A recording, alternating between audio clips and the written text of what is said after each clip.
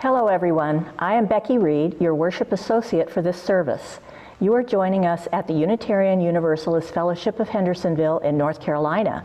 As a welcoming community of faith, we invite you to worship with us today, whoever you are, whatever you are, wherever you are on your life's path, you are welcome here. To learn about activities that we have now available on that are virtual, I invite you to visit our website at uufhnc.org. Also, please join us Sunday at 11:30 for our Stones of Compassion and Beloved Community conversation on Zoom. Today we are pleased to have Reverend Lyndon Harris speak with us. Reverend Harris is a forgiveness teacher and coach and inspirational speaker, having offered keynotes and workshops for numerous conferences around the country and around the world. His work at Ground Zero in New York City has been written about widely, including in the New York Times, Washington Post, the Christian Science Monitor, and Time magazine. His work on the Garden of Forgiveness for Ground Zero in New York City is featured in the award-winning documentary, The Power of Forgiveness, which was produced in 2006. Lyndon is currently working with Stanford's Dr. Frederick Luskin to coordinate a team of researchers, clinicians, and educators in the creation of public information campaign called Forgiving Communities about the public health benefits of forgiveness to bring happiness, resolve conflicts, and live a better, more joyful life. He lives in Zirconia, North Carolina with his wife Maria, their dog Maggie, and most recently, 6 happy hens.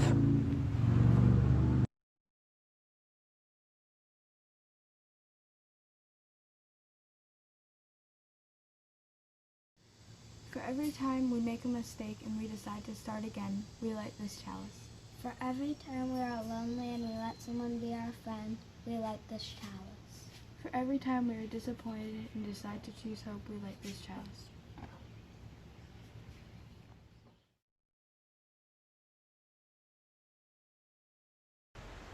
Let us begin our worship with these words. We gather in worship to find meaning and live more deeply. Worship creates connections within, among, and beyond us, calling us to our better selves, calling us to live with wisdom and compassion. It is with this spirit that we gather.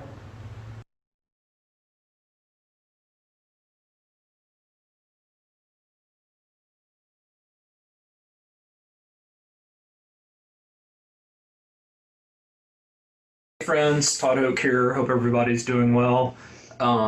Proud to share this song with you by a friend of mine, Tom Prasada Rao, that he wrote after the killing of George Floyd. I encourage you to look up his version on YouTube because it's wonderful. This is just my take on it. It's called $20 Bill for George Floyd.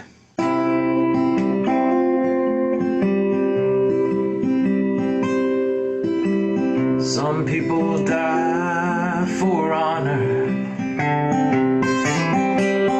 Some people die for love. Some people die while singing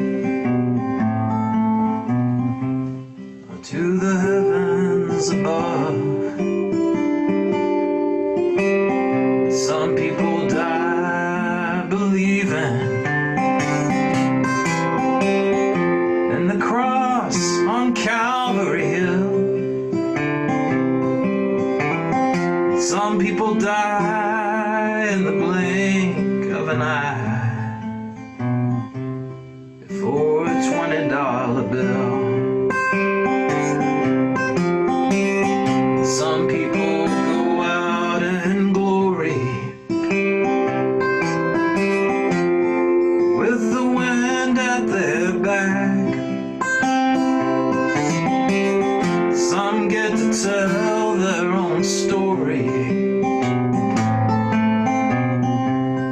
write their own epitaph. Sometimes you see it coming. Sometimes you don't know until you run out of breath with a knee on your neck for a $20 bill. Brother, I never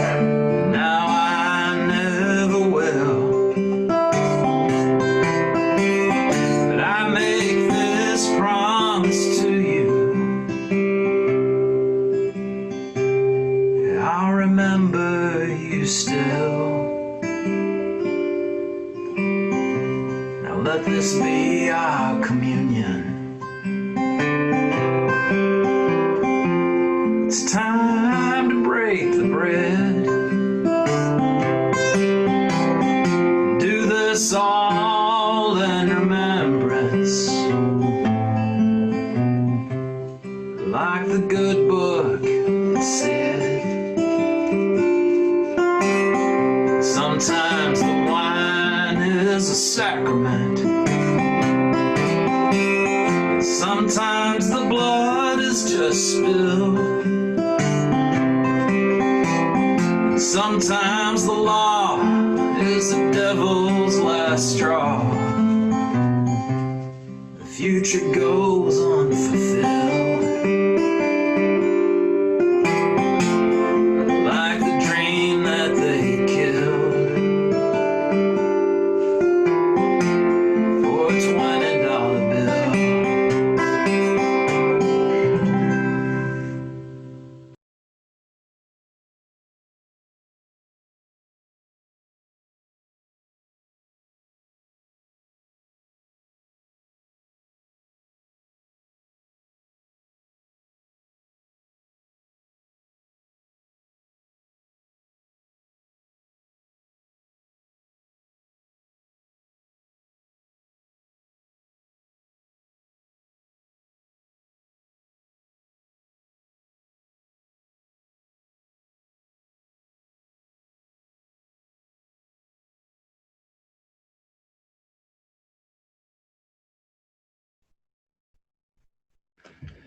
Good morning. Greetings from what we call the Kingdom of Zirconia, out here in the middle of nowhere on the edge of Henderson County. It's always good to be with you, my friends at the Unitarian Universalist Fellowship in Hendersonville. Thank you for the kindness of inviting me back. It's a little strange to do it virtually, but virtual is better than not doing it at all. So I want to begin with a poem that I found on the Unitarian Worship web site, written by Rod Richards. And the title of the poem is Stay Together and Stick Together. We who gather here in this tender and anxious and confusing time, we have been awash in a sea of information and misinformation and disinformation, and this information that we seek is simply so that we may make wise decisions about how we respond and learn how we hold one another when we can't hold one another, and decide how we can be when we can't be together. What is this we face? How do we respond? And why is this happening? The why, the why, the why. And why do those who suffer so, suffer most, always suffer most from what we now face? Why? And what can we do for those who are most at risk, most vulnerable all the time, and now again?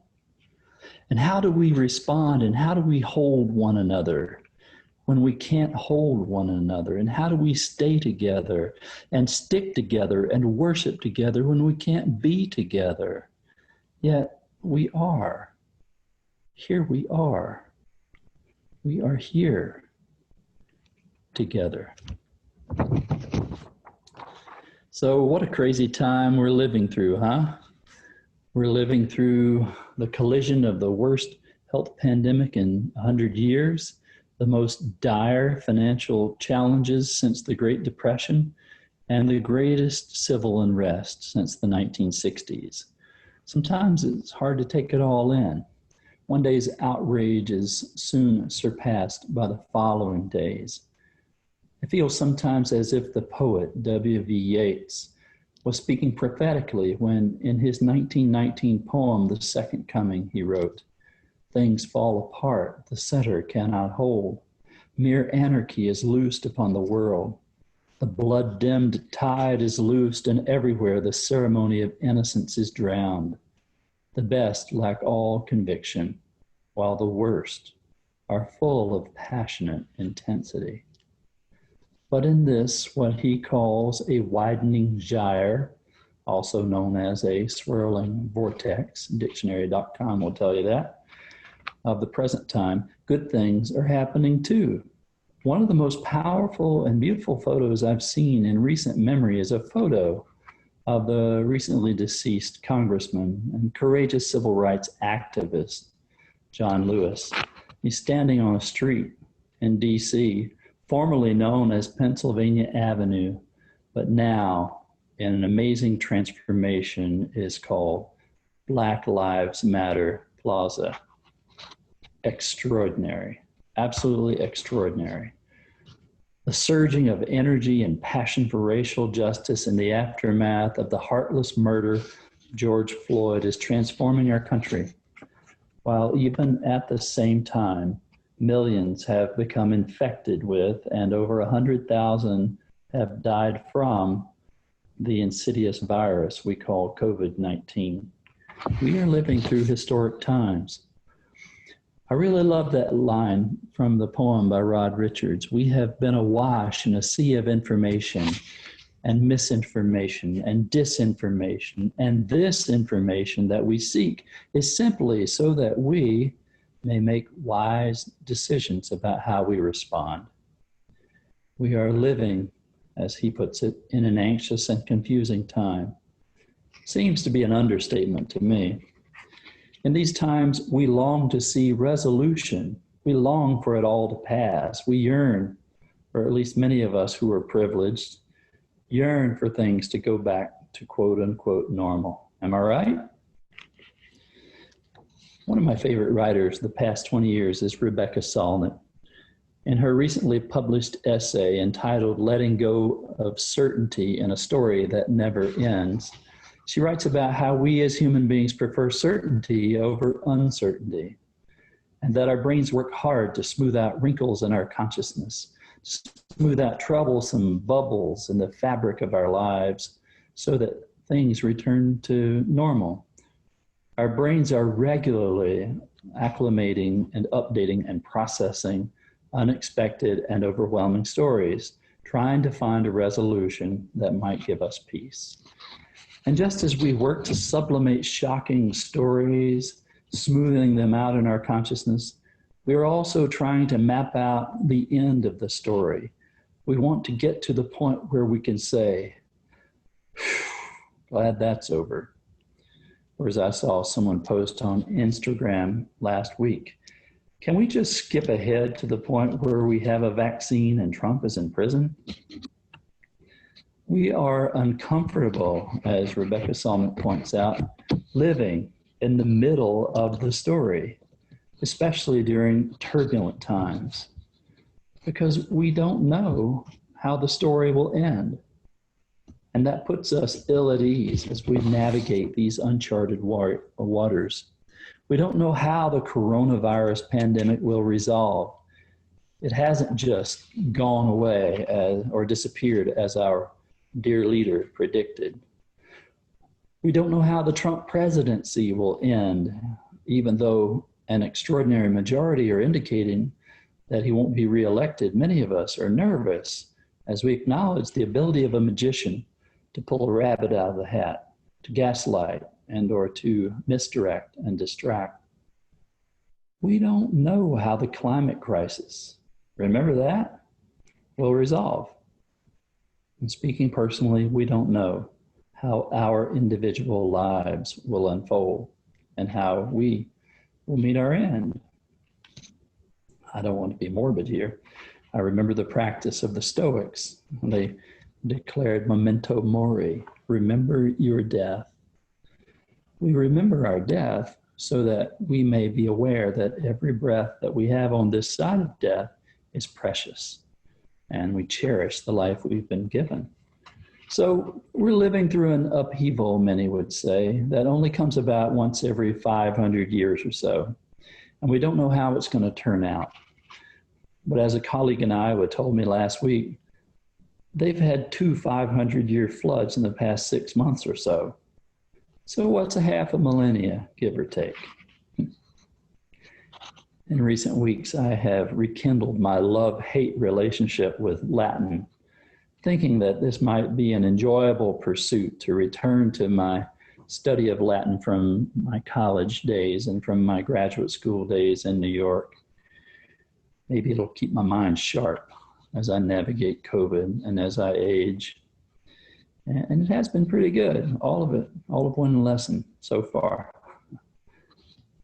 Today in particular, I'm reminded of a Latin phrase that the poet Homer used as a literary device in his epic poetry, in medias res, which means in the middle of things.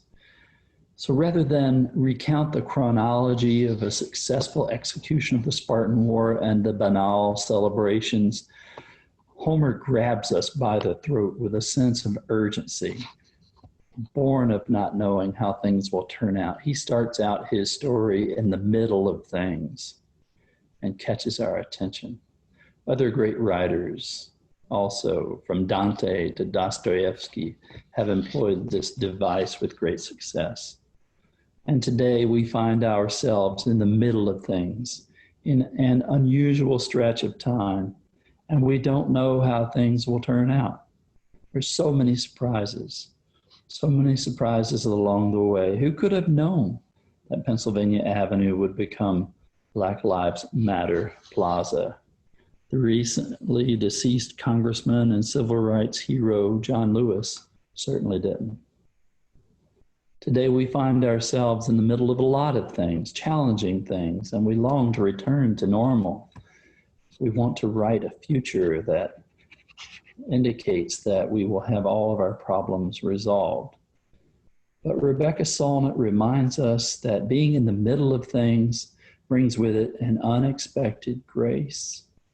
It brings with it the opportunity to reimagine our life together, to change things we no longer accept, and to rewrite our destiny, to chart a new course to the future. We're reminded in the book of artwork by the activist named Dan Eldon.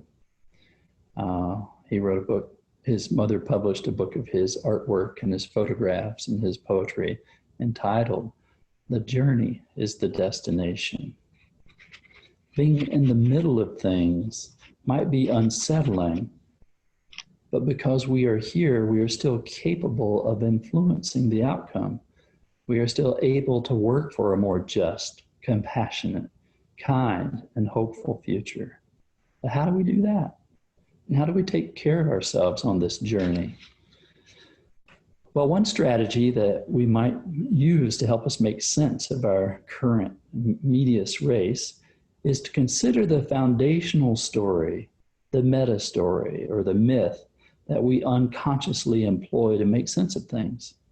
To consider what our unconscious or subconscious minds have adopted as a guide for making sense of things, a mythical template, if you will. Just briefly, I want to refer to a beautiful body of work put out by a group of researchers called Collective Psychology. You can find their work on www.collectivepsychology.org. On their opening page of the website, they state, "We're poised between two futures. One's the breakdown scenario, climate chaos, extinction, scarcity, inequality, tribalism, collapse. But we're all about how we get to the other one, the breakthrough scenario, a future of safety, restoration, flourishing for us and for the world. Whether we make it there depends primarily on what goes on inside our minds." In short, the folks at Collective Psychology underscore the fact that we're all in this together. No man is an island entire of his own. And Bishop Tutu's idea is spot on, the idea of Ubuntu. We are so interrelated that I am because you are. The folks at Collective Psychology have suggested that there are basically three myths at work in our lives, and they influence our outlook and our perspectives. And to be clear about that influence will help us enormously. These three myths are: one, apocalypse myths. These are understood literally as descriptions of the end of the world. This is the zombie apocalypse. One of my wife Maria's friends' nieces got to play an extra in the show Walking Dead and was so excited to do that. And I thought, I'd like to do that too. How cool that'd be. The zombie apocalypse is the embodiment of the apocalypse myth. Everything is falling apart. The end of the world is here. But the Greek word for apocalypse, apocalypsis, literally means uncovering. So while we can see this myth at work in the zombie films so popular today, end of the world kind of stuff, it also uncovers a secret. The supposed reality of things gone awry at the CDC, which leads to the zombie undead outbreak. Maybe that's why they're not letting the COVID data be sent to them now. So if you're guided by the apocalypse myth, you're always in the stage of fight or flight, and you're reacting against what you perceive as the end of the world. That puts you in a more desperate place. The second kind of myth is the restoration myth, which tell us of how a wound or rupture in the world is healed and all things are made whole again. I quote the authors. In these myths, something fundamental has gone wrong. Society, the world, or even the entire cosmos has suffered a wound or a rupture in that natural order of things. Often the wound has been caused by our own greed or folly, and unless we can heal it, we risk losing everything. So we see this in the Jesus story, the life, death, and resurrection of Jesus, the self-sacrifice also of Harry Potter, and the Deathly Hallows. We see it in Obi-Wan Kenobi in Star Wars, and we see it in both Gandalf and Frodo in The Lord of the Rings. We see it in Aslan and The Lion, the Witch, and the Wardrobe. And for my granddaughter's sake, we see it in that Disney story, Frozen, where Anna is sacrificing herself at the end to restore the kingdom back to a place of a little more warmth. The collective psychology guys say that restoration is the story arc of the whole Bible, an epic that begins with humanity expelled from a garden that has the tree of life at its center, and closes with the same tree restored to its rightful place at the heart of the New Jerusalem in the final chapter in the book of Revelation. Restoration. But we have to be careful. Just as we have to be careful with apocalypse myths, we also have to be careful with restoration myths because they can be dangerous. To many Southerners, the myth of the lost cause and the return of Dixie is not a return that our African American sisters or brothers or any of us would wish for. Hitler's dream of a return to Aryan supremacy and purity was mendacious and evil. And all this talk of MAGA, Make America Great Again, makes me think of the poem by Langston Hughes, the African-American poet of the Harlem Renaissance, who in his poem entitled Let America Be America Again declares that America was never America to me. So we have apocalypse myths and we have restoration myths. The third category of myth is the emergence myth. Emergence myths tell of how the death of the old also leads to the birth of the new. It's how we grow up as a species, our friends at Collective Psychology declare. They say, while self-sacrifice leads to rebirth, it does not mean that everything goes back to exactly the same way it was before. Those that are resurrected come back changed. When Jesus is resurrected, he initially goes unrecognized by both Mary Magdalene and his disciples. When Obi-Wan Kenobi returns in Star Wars, he does not return in his physical body. When Gandalf reappears in The Lord of the Rings, it is not as Gandalf the White. It is as Gandalf the White, not Gandalf the Gray. Sorry. Emergence myths have parallels with trauma in psychology today, which emphasize that healing from trauma is more subtle than simply being fixed. Being fixed to back to how we were before. You know, we hear someone gets hurt or goes through a tough time. Many people will say, well, they will bounce back.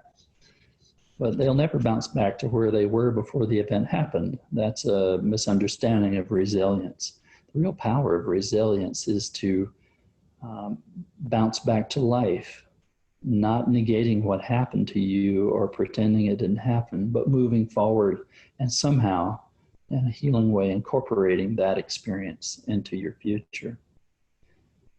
People who survive trauma often are changed by the experience and then are also in a position that makes them more resilient, gives us the ability to use our woundedness for the healing of others. Remember that concept by Henry Nouwen called the wounded healer.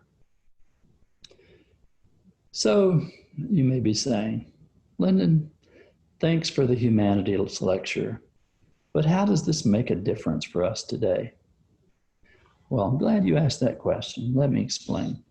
Stories matter.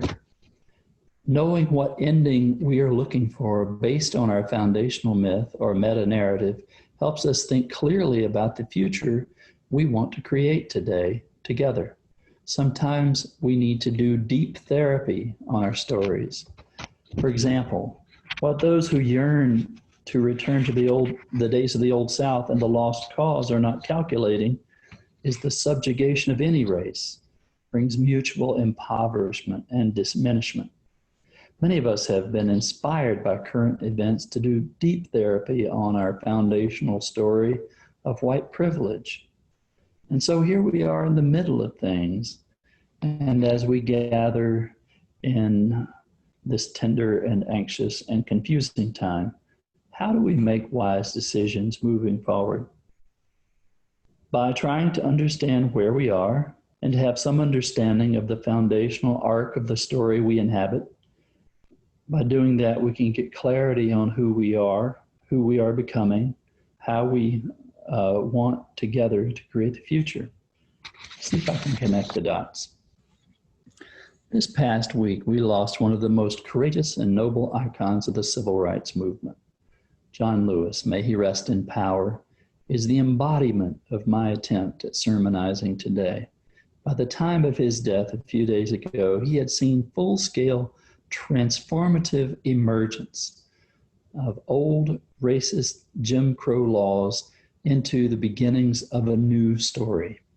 As a young man marching across the Edmund Pettus Bridge in Selma, Alabama, over 50 years ago, he was nearly beaten to death. Full of courage and conviction, he pressed on until he could go no more.